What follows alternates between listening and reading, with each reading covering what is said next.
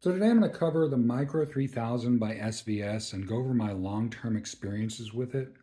Now, before I get going, please hit the like and subscribe. It really makes all the difference. I haven't been making content regularly in quite a while, so I'm building the channel back up and I appreciate all the support. As some of you know, I did something a little crazy and I put the Micro 3000 in my Sequoia. And it's funny because I always have people listen before seeing what it is.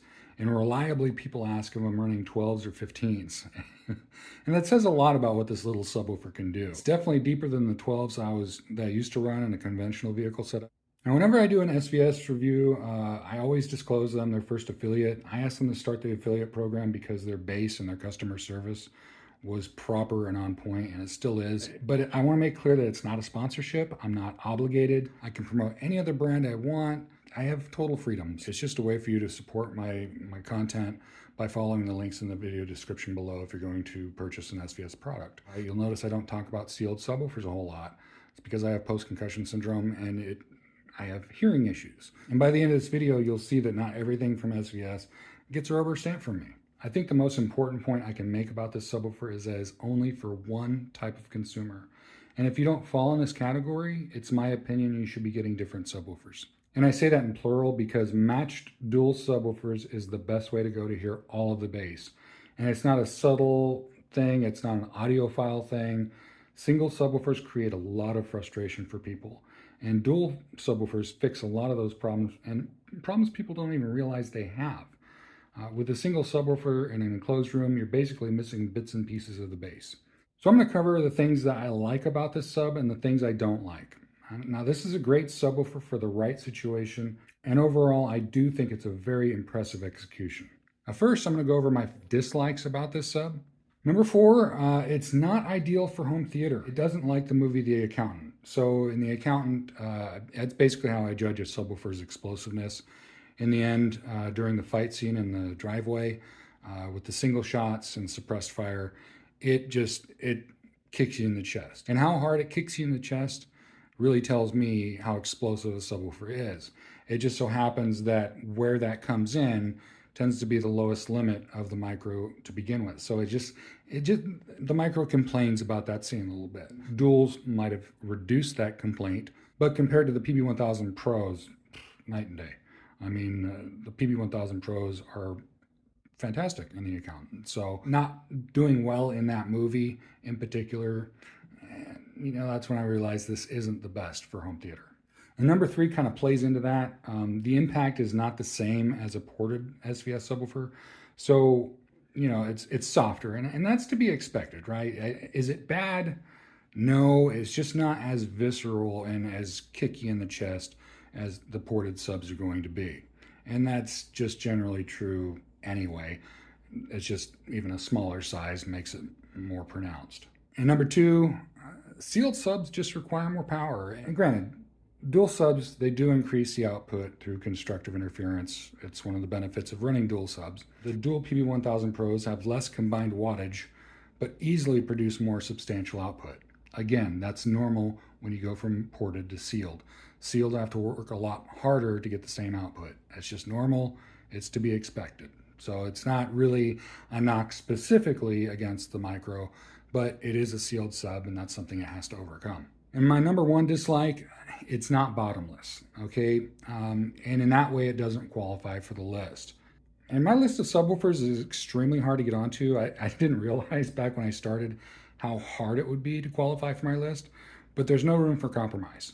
Subs have to be audibly bottomless. And the original PB1000s, by the way, barely squeaked through. They started to trail off right around 21 hertz, but it still had a good amount of output under 21 hertz. So it wasn't, I was like, you know what, this is a pass, but it was just barely. Now the PB1000 Pros, they pass no problem. They're like the original PB2000. I think it's a direct replacement, honestly. They're a little bit smaller in form factor than the original PB2000, but in terms of output and visceral impact and all that stuff and depth, they're really closer to that. So, but yeah, the original PB1000 didn't quite. It was right there. You know what I mean? But it still gave an incredible theater experience. The Micro 3000 does not give that same incredible theater experience. It's just because of the size of the Micro. It just doesn't have the relative output under 23 to 21 hertz, depending on room size. Now, does that mean you should disregard this sub? No, not at all. And I'm going to go over the 8 things I really like about this sub. Number 8 is durability. And I'm laughing because I can't believe I did this. This has some impressive protections in it that I did not intend to test, and I've never tested it on any subwoofer. I had a pretty bad intermittent hum in the SUV, and it tended to happen on hot days. And so I had it connected to a power supply, and I would forget to turn it off sometimes. And I'd come out, and the subwoofer was just rocking and rolling, and it was just, I'm like, oh crap. The fact that this thing did not overheat and die from that, because I don't know how long it was going. It could have been going for a couple hours. I have no idea. I couldn't hear it in the house. I could only hear it when I was just walking up to the SUV. But it did that a few times, sorry to say. It still acts like it's brand new. It didn't overheat. It didn't die. That was impressive. So the durability in this thing, the protections that are in it it surprised me. I figured I'd be, dealing with a dead subwoofer and no such problems. So number 7, magical engineering, okay? While this sub might not be truly bottomless, it still hits really deep, which for its size, it's pretty impressive. And there's no passive radiator in this. It's just 2 smaller drivers. For what it does, I've had a Micro sub before, but it trailed off really hard under 30 hertz, like probably around 35 hertz is when it really started dropping off. And it just didn't have any oomph underneath that. This does. This has a lot more grunt under 30 hertz, a lot more than you would expect for a subwoofer of its size. And so that's the magical part. They really did a good job when it comes to this thing. While it may not be bottomless, it's definitely not a shallow subwoofer. It's definitely an SVS sub in that regard. Number 6, it's inert. It doesn't cause a lot of vibration outside of the sound. So what I mean by that, it doesn't rattle the mirrors in the SUV. When I've had subwoofers in the past, I've had 12s and stuff like that, mirrors rattled. People are used to this. You know what I'm talking about. If you've ever had a bass in the trunk, you know that your mirrors rattle. The car rattles. That's how you know you got subs, right? With the Micro, I could get the mirrors to rattle just barely.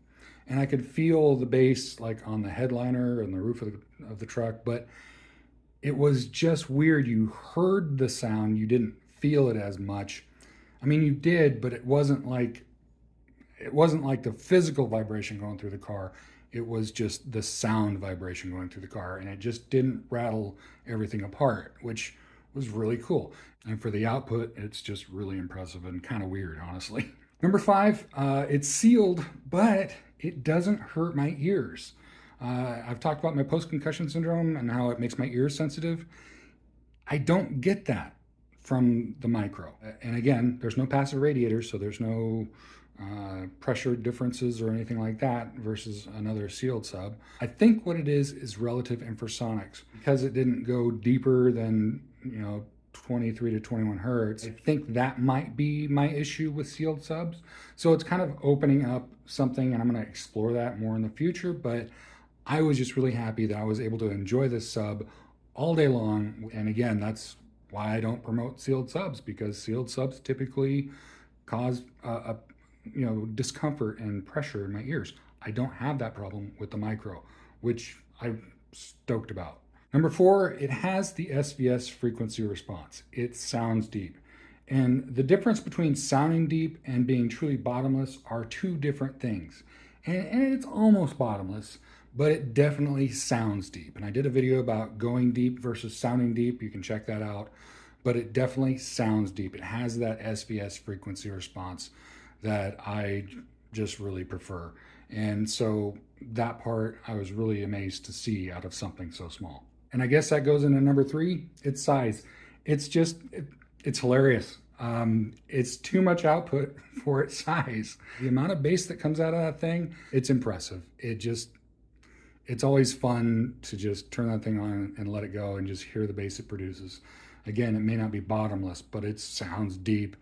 And it just sounds like a much more, it sounds like a much larger sub than it is. It's just hilarious. Again, when I show people this sub, they're always like, that's where the bass is coming from?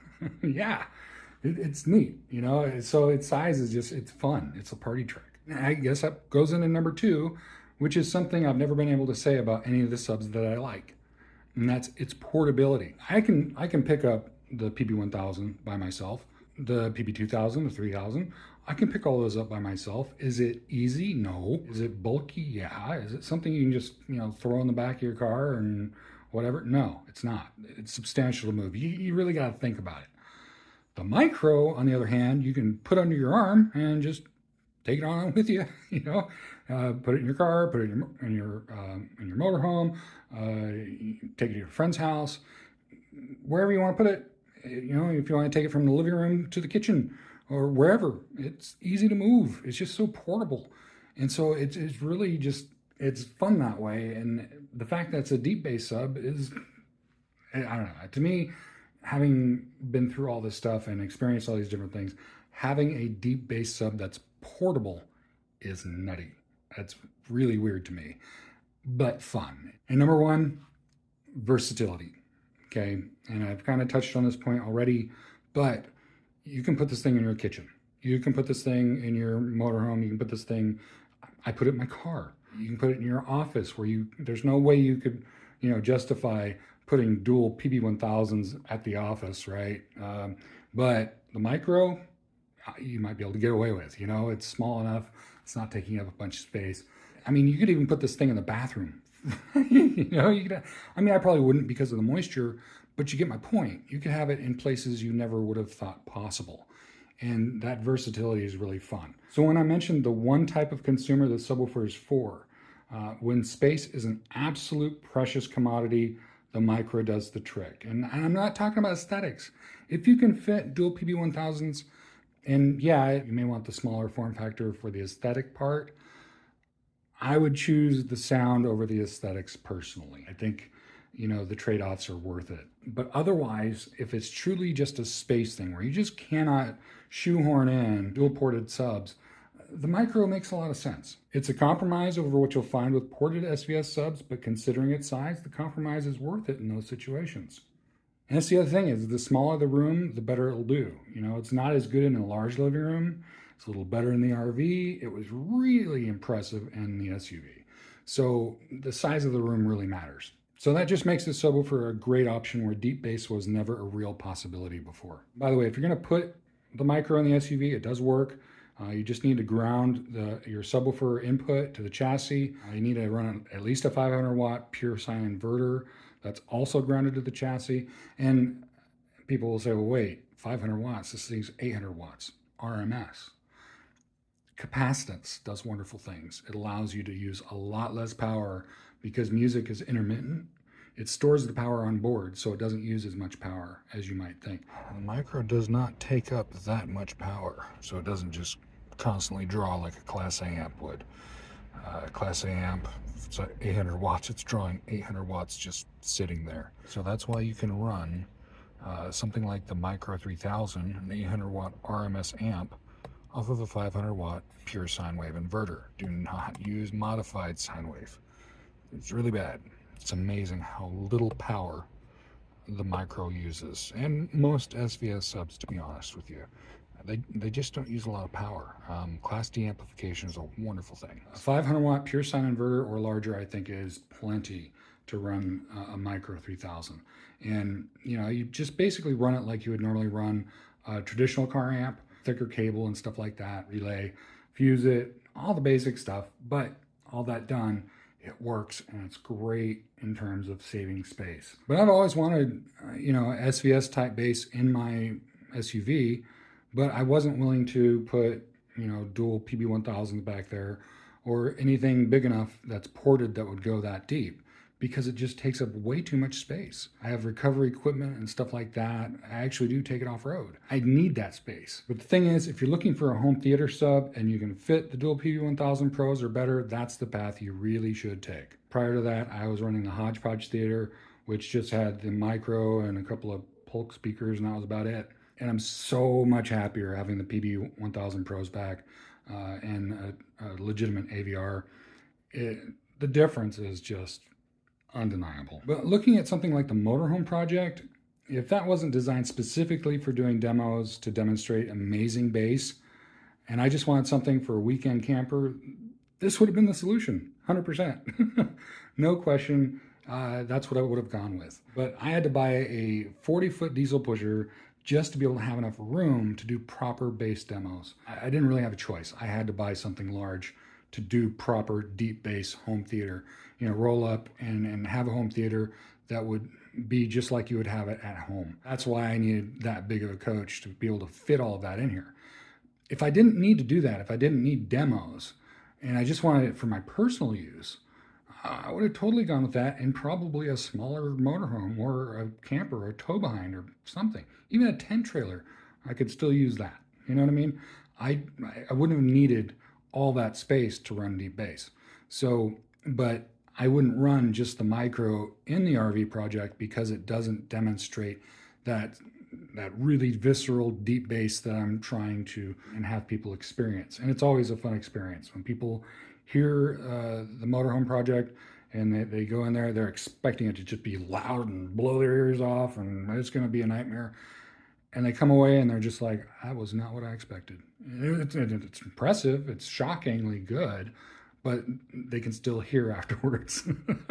It doesn't blow their eardrums out. And that's a hard thing to explain. The only way to really explain it is to experience it. And so that's why I did that whole thing. But all in all, the Micro 3000 is crazy good for its size. It will solve problems for people who couldn't have deep bass otherwise. And again, if you can fit the dual ported subs, that's what I would do all day long, no question. But if you have precious little space, the Micro is an amazing solution. And that's who this subwoofer is for. I have some other videos I'm working on. I have some stuff I'm editing right now. So thanks so much for watching and please subscribe.